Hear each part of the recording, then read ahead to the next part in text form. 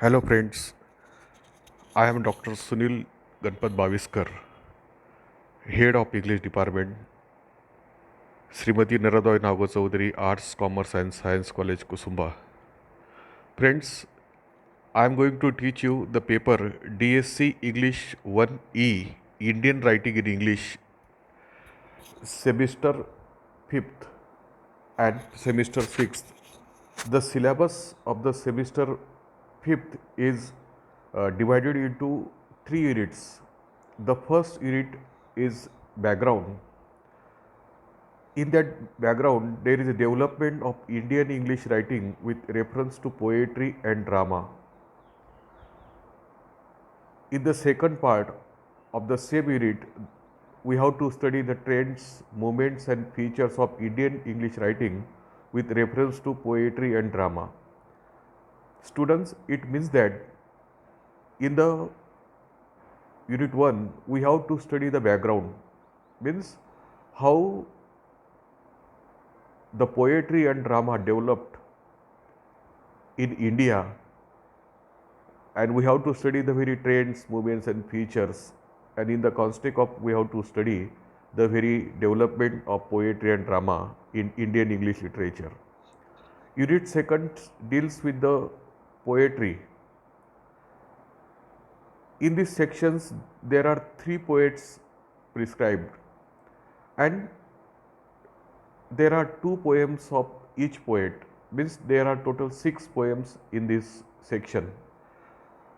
In the very first place, there is a poet, K.K. N. Daruwala.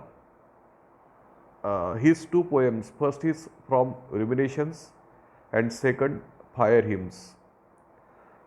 Second poetess is Kamla Das. There are also two poems from her, The Sunshine Cat and My Grandmother's House.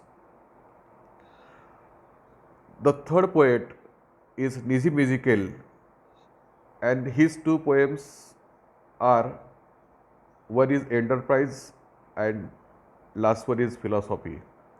And unit 3, there is a drama prescribed to our syllabus, the drama, Indian drama by Girish Karnad, and the drama is Nag Mandala. So student, this is the syllabus of the semester 5th. Today we are going to study the very poem entitled as The Sunshine Cat, written by Kamla Das. Kamla Das was born on 31st of March 1934 and she died 31st of May 2009.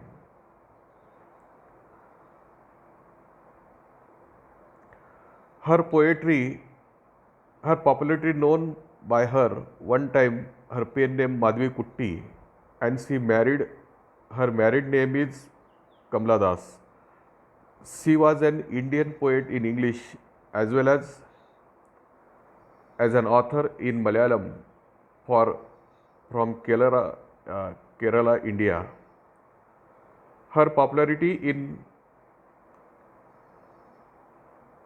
Kerala is based chiefly on her short stories and autobiography, My Story. Autobiography entitled as My Story.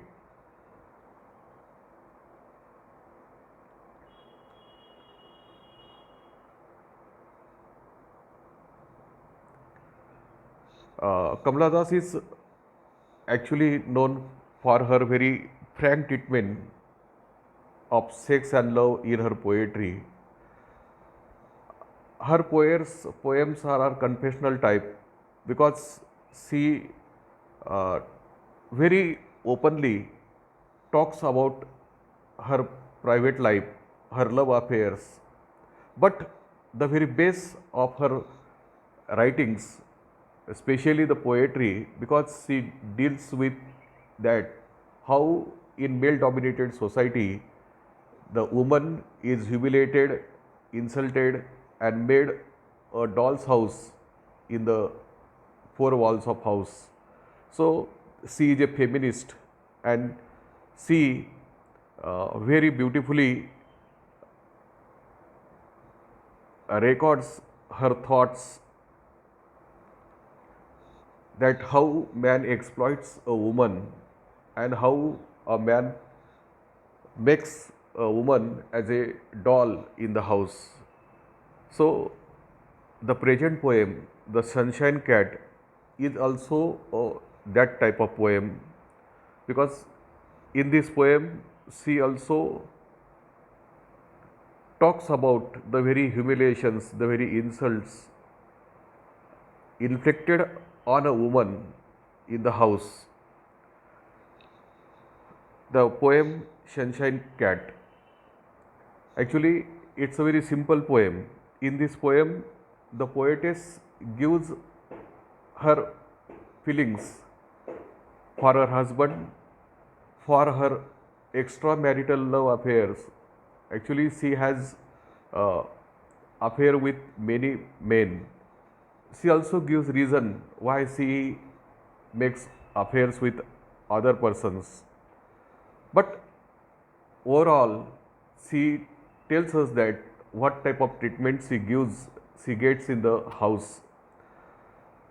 Now let us see what she actually talks in this poem. They means men, म्हणजे माणसं. They did this to her. म्हणजे माणसं. आता her, it means that the poetess uses the very third person narration in this poem. Actually, in many of her poems, she uses the first person narration as I, me, my, mine, etc. But in this poem, she purposefully uses the very third person narrator.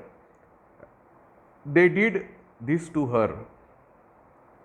त्या लोकांनी, त्या माणसांनी तिच्यावर असा अन्याय केला. The main who new हर, त्या माणसांना ती ओळखायची. द मॅन, आणि त्यातला एक माणूस, द मॅन सी लवेड, त्या एका माणसावर तिचं खूप प्रेम होतं. हू लवेड हर नॉट इनफ, पण तो तिच्यावर पुरेसं प्रेम करत नव्हता. इनफ म्हणजे पुरेसं. बीइंग सेल्फिश अँड अ कोवार्ड, तो एक स्वार्थी आणि एक भ्याड होता. आणि तो माणूस कोण होता? द हजबंड, तिचा पती. हू नायदर लवेड नॉर यूज्ड हर, तो तिच्यावर प्रेमही करत नव्हता. आणि आता इथं शब्द यूज वापरला आहे, याचा अर्थ म्हणजे in the context of sex तो तिचा वापर करत नव्हता. But was a ruthless watcher, ruthless म्हणजे अगदी निर्दयी, आणि तो फक्त तिच्यावर लक्ष ठेवायचा. आणि त्याच्या सततच्या लक्ष ठेवण्यामुळे काय झालं की तिच्या मनात असं बिंबलं की जगाच्या बाहेर काहीतरी आहे अट्रॅक्शन. आणि मग ती पर्यायाने the band of cynics she turn to, band of cynics म्हणजे ती बाहेरच्या लोकांबरोबर तिने प्रेमसंबंध स्थापन केले. Band of cynics. Clinging to their chest where new hair sprouted, sprouted म्हणजे उगणे, like a great winged moth. आता ग्रेट विंगेड म्हणजे मोठ्या पंखांचा तो एक उडणारा किडा आहे. आता या ओळीमध्ये ती म्हणते clinging to their chest where new hair sprouted like great winged moths. आता न्यू हेअर स्प्राउटेड म्हणजे ते तरुण पोरं आहेत. त्या तरुण पोरांकडे ती आकृष्ट झालेली, कारण नवरा तिच्याकडे लक्ष देत नव्हता, तिचा पती तिच्याकडे लक्ष देत नव्हता. त्याच्यामुळे ती इतर लोकांकडे वळली आणि त्यांच्या छातीवर जी नवीन केसं आली होती त्या केसांमध्ये ती तिचा चेहरा लपवायची. बरोईंग हर फेस, बरो म्हणजे लपवणे, hide, her face into their smells, आणि त्या केसांमधून त्यांच्या शरीराचा एक वेगळा वास ती घेत होती, तिला यायचा. अँड देअर यंग लस्ट, आणि लस्ट, आता बघा इथं लव शब्दाने वापरला आहे, कारण लव आणि लस्टमध्ये फरक आहे. कारण ही सगळी लोक तिच्यावर लव करणारे नव्हते, प्रेम करणारे नव्हते. ते सगळं त्यांची एक वासना होती. लस्ट म्हणजे वासना. Their young lust to forget, to forget, oh to forget. आणि ती म्हणते की मला हे सगळं विसरायचं आहे. बघा, जेव्हा एखादी व्यक्ती एखादी गोष्ट आपण पुन्हा पुन्हा बोलतो, म्हणजे आपल्याला ती गोष्ट एक ट्रेस करायची असते, एक इम्प्लिसिट करायची असते की बघा बुवा हे मला म्हणायचं आहे, म्हणून ती पुन्हा पुन्हा बोलते to forget, to forget, oh to forget. म्हणजे तिला हे विसरायचं आहे सगळं. तिचं हे सगळ्या लोकांची असलेलं अफेअर्स, तिच्या नवऱ्याचा क्रूरपणा, हे तिला सगळं विसरायचं आहे. कारण दे सेड, ती लोक म्हणतात, ईच ऑफ देम, प्रत्येक प्रत्येक व्यक्ती, म्हणजे इथं आपण मराठीत असं म्हणतो ना की सगळी माणसं सारखीच असतात, तसं ती म्हणते each of them I do not love, मी त्यांच्यावर प्रेम नाही करत. आय कॅन नॉट लव, म्हणजे असं ती लोक म्हणत आहेत की आम्ही प्रेम नाही करत. आय कॅन नॉट लव, आम्ही प्रेम करू शकत नाही. It is not in my nature to love, ते म्हणतायत. म्हणजे प्रत्येक व्यक्ती म्हणतोय की आमच्या स्वभावात प्रेम करणं नाहीच आहे. But I can be kind to you, पण आम्ही तुझ्यावर दया दाखवू शकतो, तुला पैसे देऊ शकतो. आता नवरा असेल तर तो घर घर तिला घेऊन देईल, घरामध्ये तिला वस्तू आणून देईल. प्रियकर असेल तर तो तिला काही प्रेझेंट देईल. म्हणजे तो प्रत्येक व्यक्ती म्हणतो की I can be kind to you. They let her slide from pegs of sanity into a bed made soft with टेअर्स.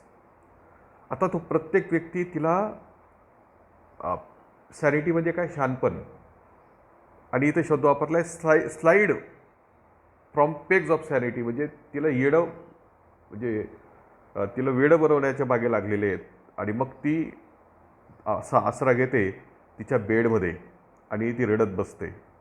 A bed made soft with टेअर्स, आणि तिच्या अश्रूंनी, तिच्या टेअर्सने ते जे बेड आहे ते सॉफ्ट होऊन जातं, मऊ होऊन जातं पाणी पडल्यामुळे, अश्रूंचं पाणी पडल्यामुळे. And she lay there weeping, आणि तिथं ती रडत बसते. विप म्हणजे रडणे. For sleep had lost its use. आता तिच्यामधून, तिच्या डोळ्यातून झोप चालली गेलेली आहे. तिला झोप येत नाही, कारण भरपूर टेन्शन असल्यामुळे तिला समजत नाही, म्हणजे तिला झोपच लागत नाही अस्वस्थतेमुळे. Her husband shut her in, sorry एक वेळ सुटलीमध्ये, I shall build walls with tears. आणि ती म्हणते की मी, माझे इतके अश्रू येत आहेत की त्या अश्रूंनी एक भिंत बांधली जाईल. She said walls to shut me in, आणि त्या भिंतींमध्ये मी स्वतःला कैद करून घेईल, कारण मला खूप कंटाळा आला ह्या सगळ्या माणसांचा. हर husband shut her in every morning, आणि जेव्हा तिचा पती कुठं ड्युटीला जात असेल तर तिला रोज सकाळी घरामध्ये लॉक करून चालला जायचा. आता तिचा पती तिला घरात लॉक करून जातो, म्हणजे काय, तो संशयी होता आणि त्याला कळलं होतं की हिचे बाहेर अफेअर्स आहेत, आणि म्हणून तो तिला घरात लॉक करून जायचा रोज सकाळी ड्युटीला जात असताना. Locked her in A room of books, आणि कोणत्या रूममध्ये लॉक करायचे की तिथं पुस्तकं आहेत, म्हणजे त्याच्या घराची लायब्ररी असेल, ती तिच्या पतीच्या घराची लायब्ररी असेल. With a streak of sunshine like near the door. Streak of sunshine म्हणजे त्या दरवाजामधून, म्हणजे दरवाजाला कुठं फट असेल किंवा दरवाजाच्या खालच्या बाजूने सूर्याची किरणं येत होती त्या दरवाजाच्या खालून. ती ओळ काय लिहिते ती, with a streak of sunshine lying near the door like a yellow cat to keep her company. आता तो जो प्रकाशाचा पुंचका किंवा जो प्रकाश त्या खिडकीमधून येत होता, तो आता सकाळची जी किरणं पिवळी असतात, आणि म्हणून ती किरणं जी पडत आहेत तिच्या दरवाजाच्या बाहेर, तिला असं वाटतंय किंवा ते किरणं म्हणजे एक प्रकारची कॅट आहे, मांजर आहे. आता ह्या कवितेचं टायटलसुद्धा काय आहे, द सनशाईन कॅट. म्हणजे काय, ह्या टायटलचं एक वेगळा अर्थ आहे. दोन अर्थ होतात.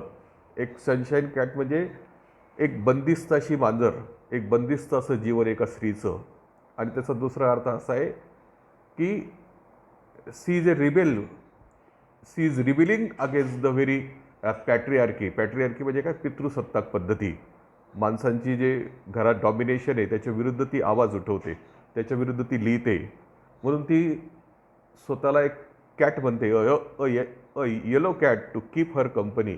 म्हणजेच काय, म्हणजे प्रत्यक्षात मांजर नाही, पण जो प्रकाश तिच्या खिडकीतून तिच्या दरवाजातून येतोय तो फक्त तिला कंपनी आहे. बाकी पुस्तकं आहेत, तो प्रकाश आहे आणि ती आहे त्या रूममध्ये. बट सून विंटर केम. आता बघा, विंटर ह्या शब्दाचा अर्थ होतो इथं या कवितेमध्ये की विंटर म्हणजे काय, म्हातारपण. म्हणजे जसं आपल्या जीवनाचे 3 काळ असतात, बालपण, तरुणपण आणि म्हातारपण. आता शेवटचा हा काळ म्हटला जातो तो विंटर. कारण त्या विंटरमध्ये आपण पाहतो की पानांची गळती होते, खूप थंडी असल्यामुळे सगळं अगदी नमनेस असं वातावरणामध्ये निर्माण होतो. आणि ती त्याला म्हणते, म्हणजे या कवितेत म्हणते की आता ती त्या दृष्टीने म्हातारी झालेली आहे, तिचं वय झालेलं आहे. And one day while locking her in he noticed. आणि जेव्हा तो एक दिवस तिला त्या घरामध्ये, जे रोजच्याप्रमाणे तो तिला लॉक करून जायचा, पण एक दिवस असा आला की त्याला लक्षात आलं, ही नोटीस, त्याच्या लक्षात आलं that the cat of sunshine was only a line, a half thin line. म्हणजे त्याच्या लक्षात आलं की ही जी मांजर आपण रोज बंदिस्त करून जातो ती आता एक बारीकशी रेषा झालेली आहे.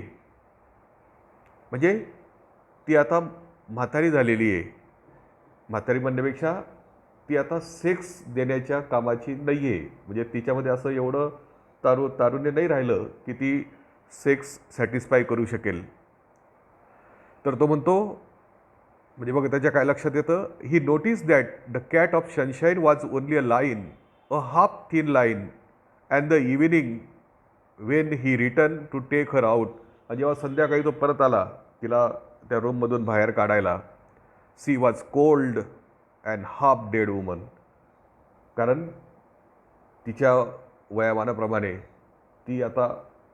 ती जरी जिवंत होती पण ती अर्धमेली झालेली होती. म्हणजे ती फक्त शरीराने, म्हणजे the very flesh and blood याची ती होती.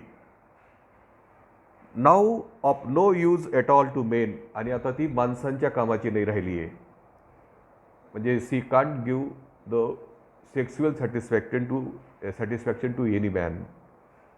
तर अशा प्रकारची ही कविता, ही एक कन्फेशनल टाईप ऑफ, कन्फेशनल म्हणजे काय की आपण स्वतःहून सगळं खरं सांगणं, कन्फेशन करणं की असं असं होतं. आता बघा, तिने या कवितेमध्ये स्वतःहून सांगितलं आहे की तिचे लव्ह अफेअर्स होते.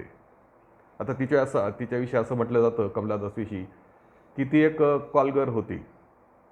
आता ती कॉलगर्ल का झाली, तिची सगळी कहाणी, तिची जी ऑटोबायोग्राफी आहे माय स्टोरी त्याच्यात दिलेली आहे. तुम्हाला जर वाटलं की आपण तिच्याविषयी जास्त वाचावं तर तिची ऑटोबायोग्राफी तुम्ही आपल्या लायब्ररीतून काढा आणि ते वाचा, की ती खूप छानपणे तिचं सगळं जीवनाची चित्रकथा तिने याच्यात मांडलेली आहे. तर फ्रेंड्स, तुम्हाला ही कविता कळली असेल असं मला वाटतं. जर हा व्हिडिओ पाहताना तुम्हाला जर काही प्रॉब्लेम आला तर तुम्ही मला कॉल करा. माझा मोबाईल नंबर आहे 9823616341. तर मित्रांनो, थँक्स.